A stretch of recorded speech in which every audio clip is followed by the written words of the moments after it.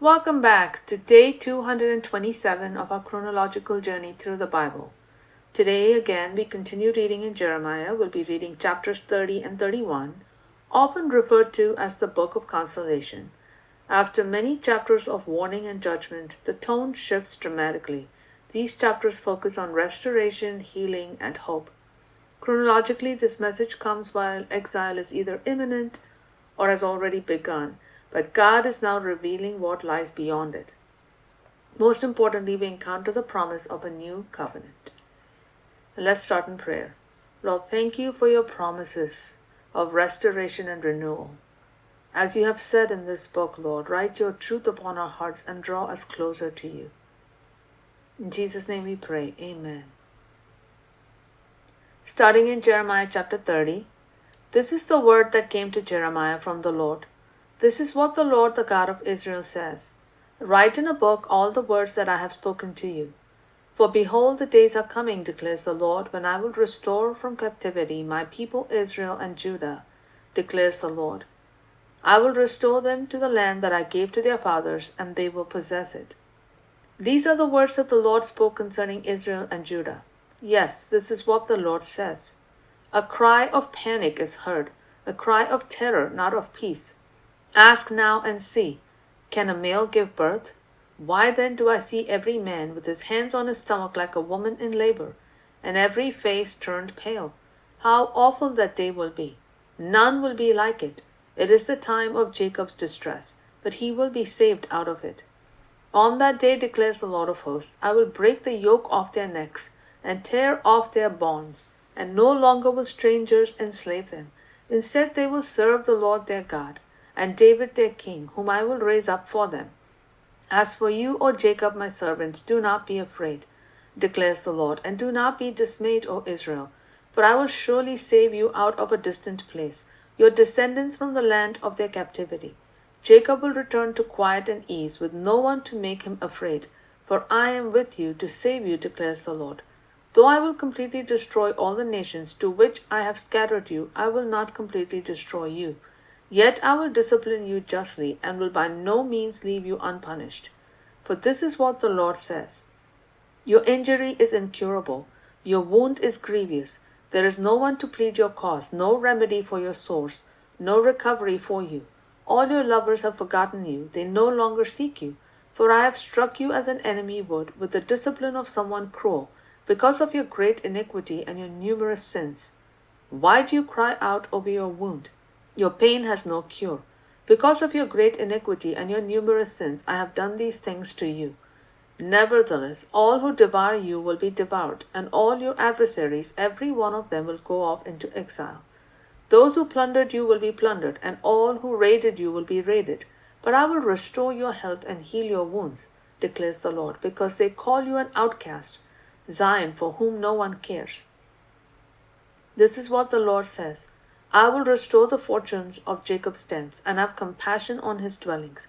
And the city will be rebuilt on her own ruins, and the palace will stand in its rightful place. Thanksgiving will proceed from them, a sound of celebration. I will multiply them, and they will not be decreased. I will honor them, and they will not be belittled. Their children will be as in days of old, and their congregation will be established before me. And I will punish all their oppressors. Their leader will be one of their own, and their ruler will arise from their midst. And I will bring him near, and he will approach me. For who would dare on his own to approach me, declares the Lord. And you will be my people, and I will be your God.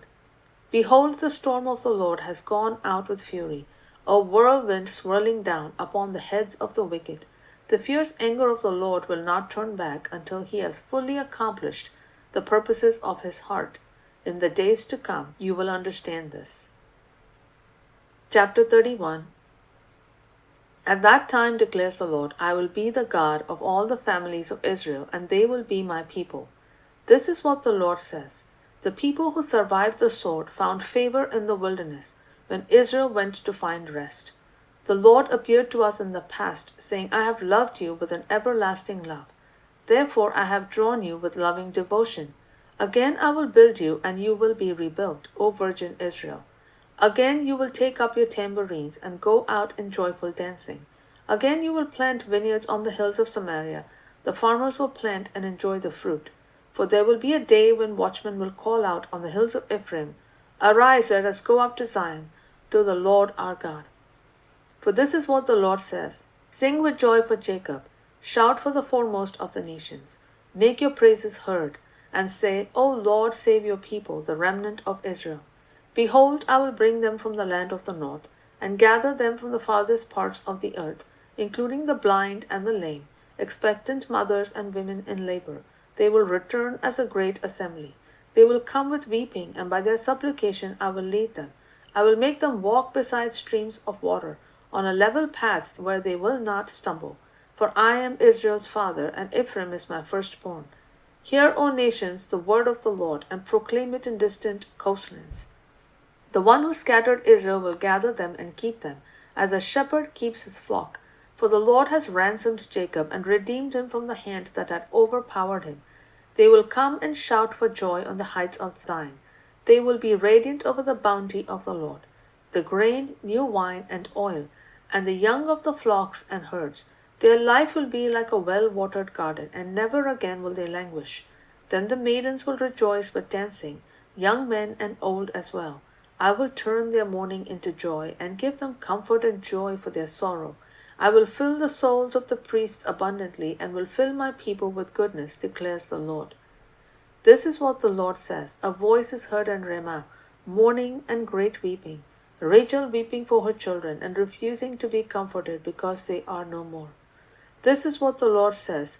Keep your voice from weeping, and your eyes from tears, for the reward for your work will come, declares the Lord. Then your children will return from the land of the enemy. So there is hope for your future, declares the Lord, and your children will return to their own land. I have surely heard Ephraim's mourning. You disciplined me severely, like an untrained calf. Restore me that I may return, for you are the Lord my God.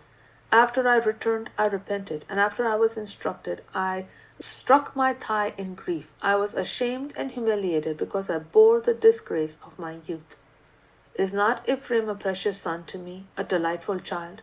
Though I often speak against him, I still remember him. Therefore my heart yearns for him. I have great compassion for him, declares the Lord. Set up the road markers, put up the signposts. Keep the highway in mind, the road you have traveled. Return, O Virgin Israel, return to these cities of yours. How long will you wander, O faithless daughter? For the Lord has created a new thing in the land. A woman will shelter a man. This is what the Lord of hosts, the God of Israel, says. When I restore them from captivity, they will once again speak this word in the land of Judah and in its cities. May the Lord bless you, O righteous dwelling place, O holy mountain, and Judah and all its cities will dwell together in the land, the farmers and those who move with the flocks. For I will refresh the weary soul and replenish all who are weak. At this I awoke and looked around. My sleep had been most pleasant to me. The days are coming, declares the Lord, when I will sow the house of Israel and the house of Judah with the seed of man and of beast.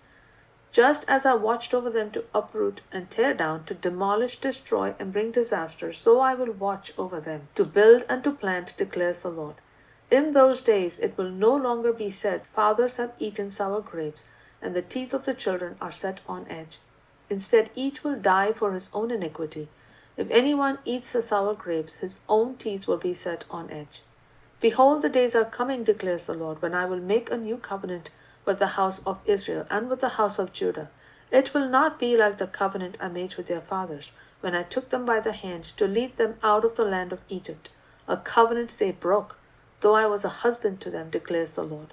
But this is the covenant I will make with the house of Israel after those days, declares the Lord. I will put my law in their minds and inscribe it on their hearts, and I will be their God, and they will be my people. No longer will each man teach his neighbor or his brother, saying, Know the Lord, because they will all know me, from the least of them to the greatest, declares the Lord. For I will forgive their iniquities and will remember their sins no more. Thus says the Lord, who gives the sun for light by day, who sets in order the moon and stars for light by night, who stirs up the sea so that its waves roar. The Lord of hosts is his name. Only if this fixed order departed from my presence, declares the Lord, would Israel's descendants ever cease to be a nation before me. This is what the Lord says. Only if the heavens above could be measured, and the foundations of the earth below searched out, would I reject all of Israel's descendants because of all they have done, declares the Lord. The days are coming, declares the Lord, when the city will be rebuilt for me, from the tower of Hananel to the corner gate. The measuring line will once again stretch out straight to the hill of Gareb and then toward Goah. The whole valley of the dead bodies and ashes, and all the fields as far as the Kidron valley, to the corner of the horse gate to the east, will be holy to the Lord. It will never again be uprooted or demolished. Amazing. Right? Just compare and contrast this with what we read yesterday. Jeremiah 30 begins with the promise that God will restore his people after their time of discipline. Though the coming judgment is real, it is not the end of the story. In Jeremiah 31, we encounter one of the most important promises in all of Scripture. I will make a new covenant. This covenant is different from the old one. It will not be written on stone. It will be written on hearts. It will involve a deeper personal relationship with God. This points forward to the work of Christ and the transformation of the inner life. God also promises restoration of joy, renewal of the nation, and a future filled with hope. And these chapters remind us, folk, that God's discipline is not forever and it's not the end. Restoration is always part of his plan, and his ultimate goal is transformation from within. This is a turning point in Jeremiah, a glimpse beyond judgment into redemption. Aren't we thankful that we are now in that new covenant, forever restored to God, redeemed by the blood of the Lamb? Hallelujah. Think on these things, and with that we wrap up our session for today. We'll see you again tomorrow for day 228. God bless you all.